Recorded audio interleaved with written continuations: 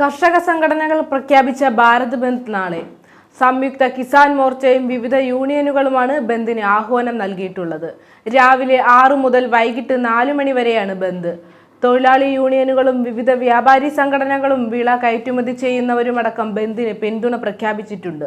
എല്ലാ കടയുടമകളും സ്ഥാപനങ്ങൾ അടച്ചിടണമെന്ന് ഭാരതീയ കിസാൻ യൂണിയൻ നേതാവ് രാകേഷ് ടിക്കായത്ത് അഭ്യർത്ഥിച്ചു.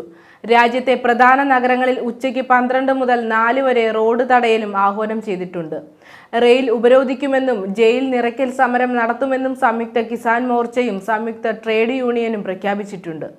എന്നാൽ വിവിധ കർഷക സംഘടനകൾ നാളെ നടത്തുമെന്ന് പ്രഖ്യാപിച്ചിട്ടുള്ള ഭാരത് ബന്ദ് കേരളത്തിലെ ജനജീവിതത്തിന് തടസ്സമുണ്ടാകില്ല.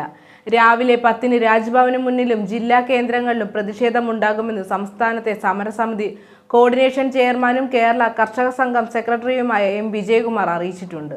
അതേസമയം ഡൽഹി അതിർത്തിയിൽ കർഷകർ നടത്തുന്ന പ്രതിഷേധത്തിനിടയിൽ സംയുക്ത കിസാൻ മോർച്ച കേന്ദ്ര ട്രേഡ് യൂണിയനുകൾക്കൊപ്പം ആഹ്വാനം ചെയ്തതാണ് ബന്ദ്. കേന്ദ്ര സർക്കാരിന് മുൻപാകെ വിവിധ ആവശ്യങ്ങൾ ഉന്നയിച്ചാണ് സംഘടനകൾ ഗ്രാമീണ ഭാരത് ബന്ദിന് ആഹ്വാനം ചെയ്തിരിക്കുന്നത്. ഭാരത് ബന്ദിന് പുറമെ ഉച്ചയ്ക്ക് 12 മുതൽ വൈകിട്ട് 4 വരെ പ്രധാന റോഡുകളിൽ കർഷകർ ധർണ നടത്തും.